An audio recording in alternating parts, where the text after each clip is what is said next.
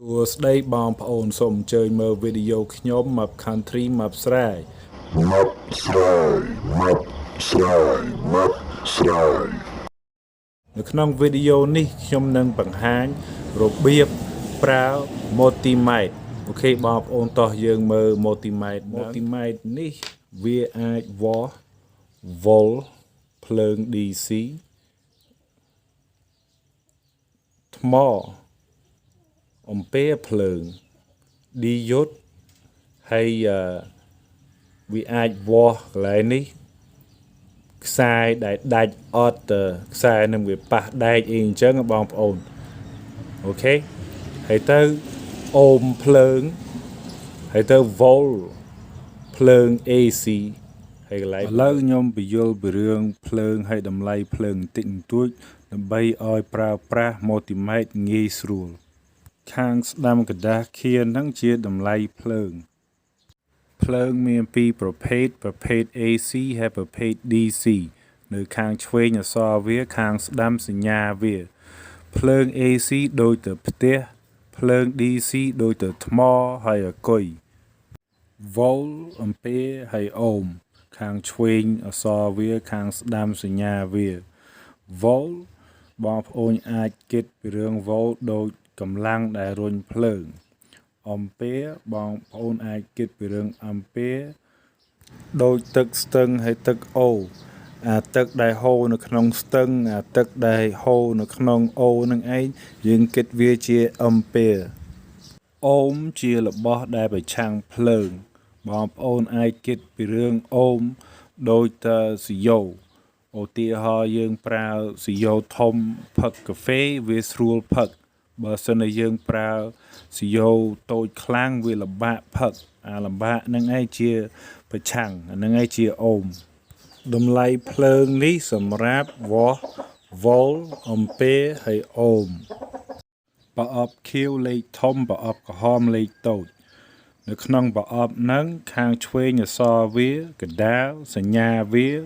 ស្ដាំលេខវាលេខតូចមីលីហ្នឹងគេប្របែក1 volt ទៅ1 ampere ទៅ1 ohm 1000 ដងលេខតូចមីក្រូហ្នឹងគេប្របែក1 volt ទៅ1 ampere ទៅ1 ohm 1លានដងលេខធំគីឡូហ្នឹងមានន័យថា1000លេខធំមេហ្គាហ្នឹងមានន័យថា1លាននៅកដាលជាលេខ1ដូចទៅ1 ampere 1 volt ទៅ1 ohmនេះជាលេខ1 ampere នេះជាលេខ20 milliampere ខ្វះតែ980 milliampere ទៀតទេយើងបាន1 ampere ឲ្យតែលេខតូចវាមានរូបចុចនៅមុខវារហូត200 milliampere ខ្វះតែ800 milliampere ទៀតទេយើងបាន1 ampere 200 ohm លេខធំ200 គីឡូអូមមានន័យថា200000 ohm លេខធំ20 mega ohm មានន័យថា20លាន ohm លេខតូច200 millivolt ខ្វះតែ800 millivolt ទេ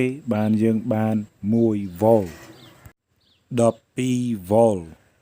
លេខធំ1 គីឡូ volt មានន័យថា1000 volt volt នេះជាភ្លើងផ្ទះអញ្ចឹងយើងកាច់វាទៅ volt AC 600ពីព្រោះភ្លើងផ្ទះខ្ទង់220ទៅ240 volt នេះឯងជាសញ្ញា volt នេះឯងជាសញ្ញា AC កលីបមួយនេះវាស់បាន1ទៅ200 volt កលីបដែលយើងប្រើឥឡូវវាស់200ទៅ600 volt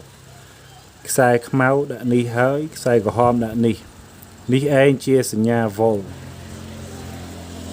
តោះយើងវាស់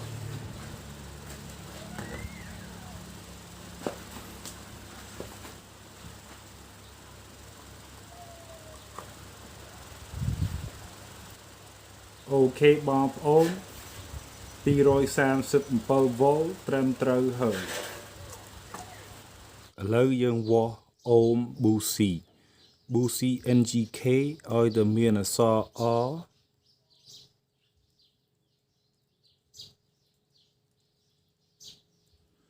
វាជាប្រភេទ resistance busi ខ្លះអត់មាន resistance ទេហើយតម្លៃអូម busi មួយនេះខ្ទង់4គីឡូទៅ5គីឡូអូមអញ្ចឹងខ្សែខ្មៅយើងដាក់នេះហើយខ្សែក្រហមយើងដាក់នេះ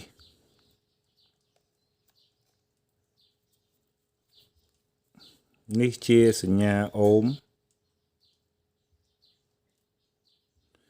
ហើយយើងកាច់វាទៅកលីប20គីឡូ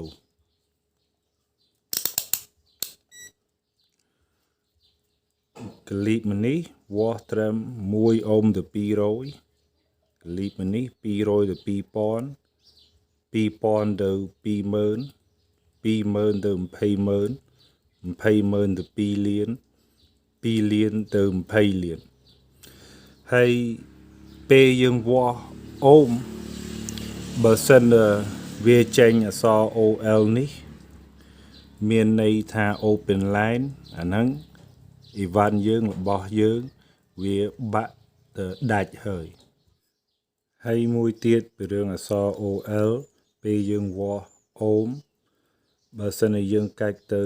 កលីបអត់ត្រឹមត្រូវវាបង្ហាញអក្សរ OL ដោយសារ multimeter វាស់តម្លៃអត់បានទេ busi នេះតម្លៃអូមវាត្រឹម4គីឡូទៅ5គីឡូកលីប20គីឡូត្រឹមត្រូវហ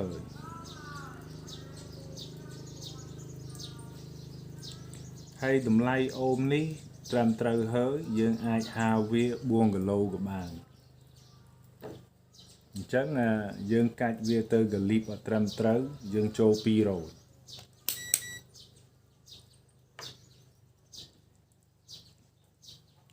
ហើយនៅក្នុងកលីប200វាបង្ហាញអក្សរ OL មិនដោយសារ busi នេះវាបាក់ទៅដាច់ទេប៉ុន្តែដោយសារ multimeter នេះវាវាស់តម្លៃឲ្យបានពីព្រោះកលីបនឹងវាទាបពេកឥឡូវយើងកាច់ទៅ2គីឡូហើយនៅក្នុងកលីប2គីឡូវានៅតែបង្ហាញអក្សរ OL ដោយសារកលីបនឹងវាទាបពេកហើយ20គីឡូយើងវាស់វាហើយវាត្រឹមត្រូវឥឡូវយើងចូល200គីឡូ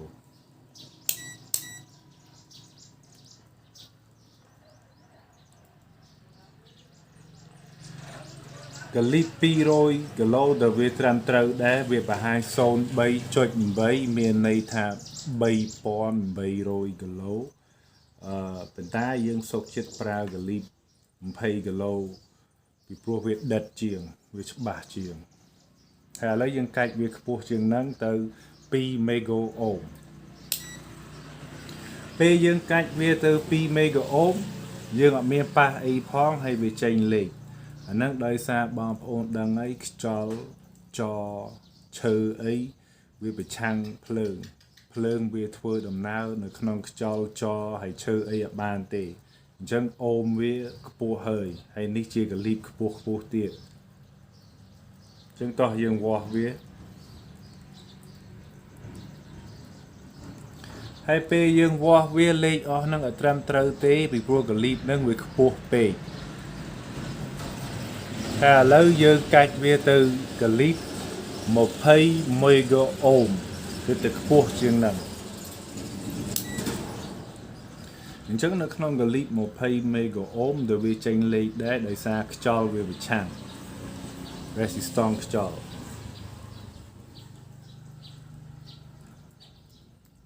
ហើយនៅក្នុងកលីប20មេហ្គាអូមនេះដោយសារវាខ្ពស់ខ្លាំងពេកវាអានអត់បានទេវាវាស់តម្លៃអត់បានទេឥឡូវយើងវាស់ continuity ខ្សែភ្លើងឆ្នាំងបាយអក្សរ N មួយនេះ neutral មានន័យថាវាបញ្ជូនភ្លើងទៅវិញអក្សរ L មួយនេះ live មានន័យថាវាអ្នកបញ្ជូនភ្លើងចូលនេះជាប់ជាមួយអានេះខាងនេះជាប់ជាមួយអានេះ ឥឡូវយើងវាស់វាមើលវាដាច់ក៏អត់ឆ្លងក៏អត់ហើយ multimeter យើងកាច់វាទៅរូបស្រែកនេះមកខ្មៅដាក់នេះក្រហមដាក់នេះ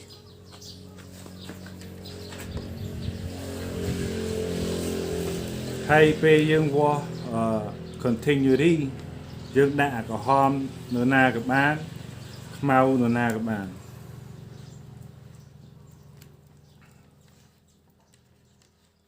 អូខេអញ្ចឹងយើងវាស់អា L មុន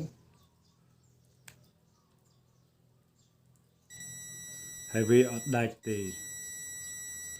អញ្ចឹងខ្ញុំបង្ហាញយើងដាក់ពណ៌អីបានដែរអូខេអញ្ចឹងយើងវាស់អា N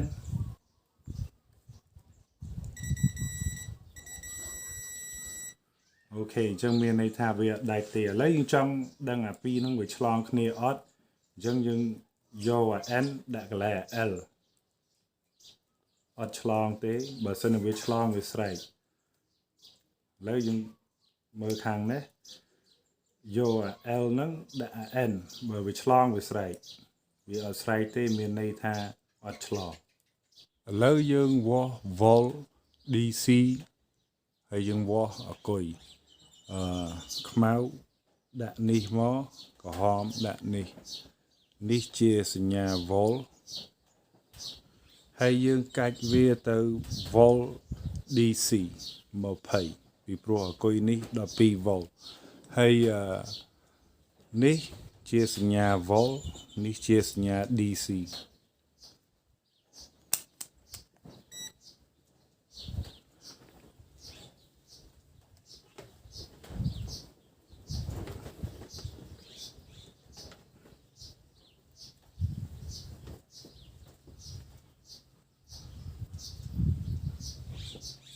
អូខេបងប្អូនតម្លៃហ្នឹងត្រឹមត្រូវហើយពីព្រោះនេះអគុយល្អមានន័យថាវាពេញអគុយណាកលីបមួយនេះវាវាស់បាន1 millivolt ទៅ200 millivolt មួយនេះវាស់បាន200 millivolt ទៅ2 volt កលីបដែលយើងប្រើឥឡូវ2ទៅ20 volt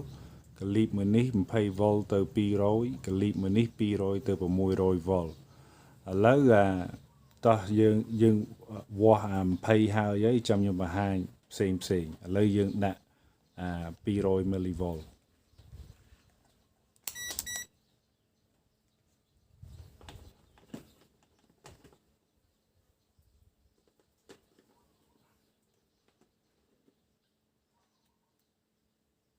ហើយដោយសារ200 millivolt វាតូចពេកវាបង្ហាញអក្សរ OL មានដោយសារអាគុយនេះវាខូចអីអញ្ចឹងទេប៉ុន្តែដោយសារកលីបហ្នឹងវាតូចពេកឥឡូវយើងកាច់ទៅ2 volt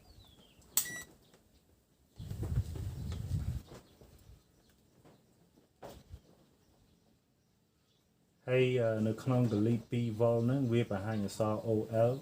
ដោយសារកលីបហ្នឹងវាតូចពេកអញ្ចឹង20យើងប្រើហើយអញ្ចឹងឥឡូវយើងចូល200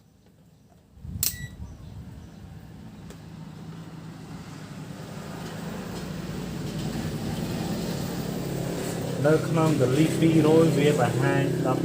13.5 វានៅតែគួរសមដែរប៉ុន្តែយើងសុខចិត្តប្រើ20ពីព្រោះវាច្បាស់លាស់ជាងឥឡូវយើងកាច់ទៅ600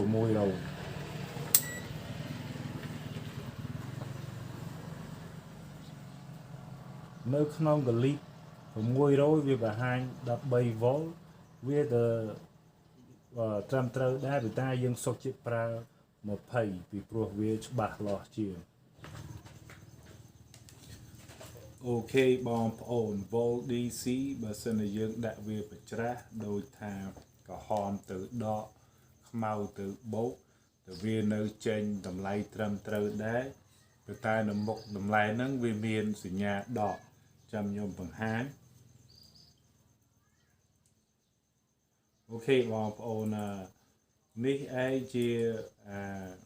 សញ្ញាដកនៅមុខតម្លៃមើលកន្លែងនេះមកយើងអាចប្រើវិធីនេះដើម្បីរកខ្សែដកហើយខ្សែបូក ឥឡូវយើងវាស់អំពែ DC ហើយពេលយើងវាស់អំពែប្រយ័ត្នឲ្យខ្លាំងនិយាយរួមទៅបងប្អូនអត់ឲ្យយើងវាស់ភ្លើងអីក៏ដោយសូមប្រយ័ត្នឲ្យខ្លាំងប៉ុន្តែពេលយើងវាស់អំពែខ្សែខ្មៅដាក់កណ្ដាលហើយយើងចាប់ផ្ដើមជាមួយអាធំនេះខាង10អំពែធំបើសិនជាយើងវាស់ខាងនេះហើយតម្លៃវាអត់ច្បាស់លាស់វាមិនត្រឹមត្រូវយើងផ្លាស់វាទៅ milli ampere នេះសញ្ញា milli ampere ហើយយើងធ្វើអញ្ចឹងដោយសារយើងអាចចង់ឲ្យ full sheet កន្លែងនេះវាឆេះឧទាហរណ៍យើងចាប់ផ្ដើមទៅជាមួយខាងនេះហើយអំពែវាធំពេក full sheet ខាងនេះវាឆេះហើយអូខេបងប្អូនហើយទៅយើងកាច់វាទៅកលីបអំពែ DC នេះសញ្ញាអំពែនេះសញ្ញា DC នេះ20 milli ampere វាអាចវាស់1ទៅ20 200 milli ampere 20 milli ampere ទៅ200 ampere milli ampere កន្លែងនេះអាចវាស់200 milli ampere រហូតទៅ10 ampere ហើយយើងប្រើអាហ្នឹង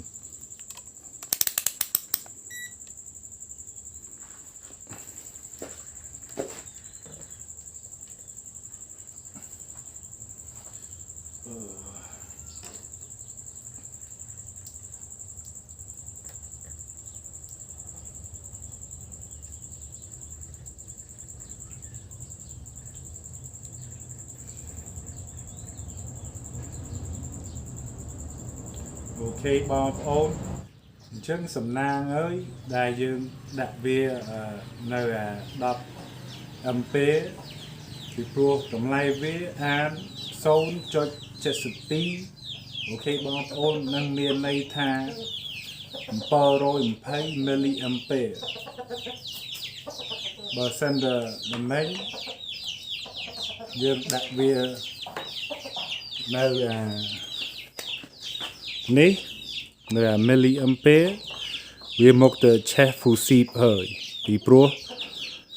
អានេះវាបានត្រឹមតែ200 milli ampere ទេខាងនេះហើយទៅខាងនេះបងប្អូនឃើញហើយ10 ampere អូខេបងប្អូនអញ្ចឹងខ្ញុំរំលឹកកន្លែងនេះ plate បានខ្ញុំបញ្ចប់វីដេអូអញ្ចឹងតោះចាប់ផ្ដើមអញ្ចឹងយើងនិយាយពីរឿងអូមអញ្ចឹងពីរឿងអូមយើងចុចអានេះអាពណ៌មួយណាក៏បានដែរណាក្រហមទៅខ្សែនេះខ្មៅទៅខ្សែនោះទៅខ្មៅចូលនេះក្រហមចូលនោះមួយណាក៏បានដែរតែវានៅវាស់តម្លៃត្រឹមត្រូវណាបងប្អូនហើយទៅvolt AC ដូចតែគ្នាយើងចាក់ខ្មៅចូលនេះទៅយើងចាក់ក្រហមចូលនោះដូចតែគ្នា volt DC វាដូចតែគ្នាប៉ុន្តែ volt DC ហ្នឹងវាចេញសញ្ញាដកនៅមុខ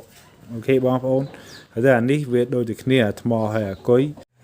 ពេលចូលអំពែវាអត់អញ្ចឹងទេហើយពេលចូលcontinuity មួយនេះវាដូចតែគ្នាយើងចាក់ខ្មៅចូលមួយណាក៏បានក្រហមចូលមួយណាក៏បានយើងគ្រាន់តែប្រយ័ត្នក្រោមនេះណាកន្លែងនេះយើងត្រូវដោតកន្លែងត្រូវរហូតក្រោមនេះអូខេបងប្អូនហើយមួយទៀតបើសិនតែយើងដាក់កលីប